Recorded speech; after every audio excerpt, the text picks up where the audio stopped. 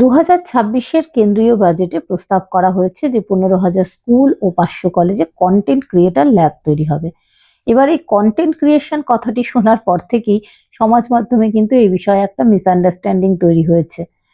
বিভিন্ন জায়গায় বিভিন্ন মানুষ লিখছেন যে এবার সরকারি উদ্যোগে রিলস বানানোর প্রশিক্ষণ দেওয়া হবে, ছাত্রছাত্রীরা আরো বেশি করে সমাজ মাধ্যমে এই রিলসে উৎসাহিত হয়ে পড়বে। বিষয়টা কিন্তু তেমন নয়।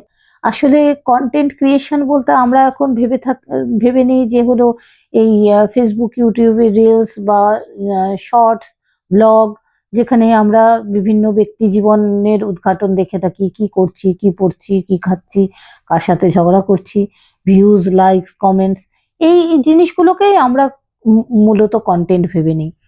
কিন্তু কন্টেন্ট বলতে তো কেবলমাত্র এইগুলো বোঝায় না। সরকারিভাবে যে কন্টেন্ট ক্রিয়েটর ল্যাবের কথা বলা হয়েছে সেটা এভিজিসি প্রোগ্রামের অংশ এবং এই প্রোগ্রামটি চালানো হবে Indian Institute of Creative Technology মুম্বাইয়ের সহায়তায় এবং তার পর্যবেক্ষণে। এভিজিসি বলতে A for animation, V for visual effects, G for gaming and C for comics.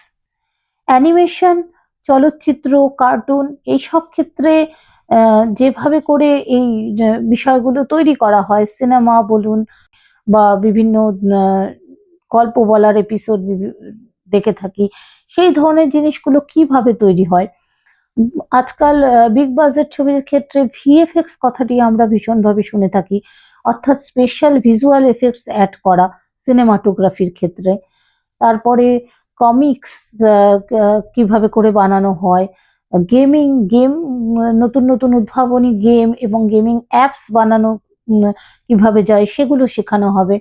Digitally আমরা কোনো গল্প যদি বলতে চাই, যেমন ধরুন গোপাল ভাঁড়ের গল্প, তারপরে হাদাভোদার গল্প, এগুলো এই ধরনের গল্পগুলো চরিত্রকে কিভাবে ভিজুয়ালি তৈরি করা যায়, ভিজুয়ালি এই গল্পগুলোকে কিভাবে মানুষের সামনে প্রেজেন্ট করা যায়, সেই বিষয়গুলো কিন্তু হাতে কলমে শিক্ষাদান করা হবে।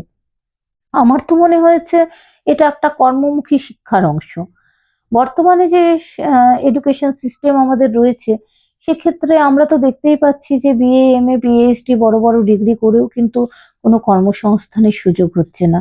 বরং এই ক্ষেত্রে যদি স্কুল কলেজ থেকেই ছাত্রছাত্রীরা এই বিষয়গুলো পেশাদারিভাবে শিখতে পারে, তাহলে তারা কিন্তু পড়াশোনার শেষেই একটা কর্মসংস্থানের সুযোগ তারা পেয়ে যাবে। সরকারি হিসেব অনুযায়ী 2030 সালের মধ্যে এই ডিজিটাল ক্ষেত্রে প্রায় 20 থেকে 25 লাখ কর্মসংস্থানের তৈরি হবে এবং বর্তমান সমাজে দাঁড়িয়ে আপনি যদি ডিজিটাল মাধ্যমে কে অগ্রাহ্য করতে চান, তাহলে কিন্তু আপনি বাস্তব থেকে দূরে রয়েছেন।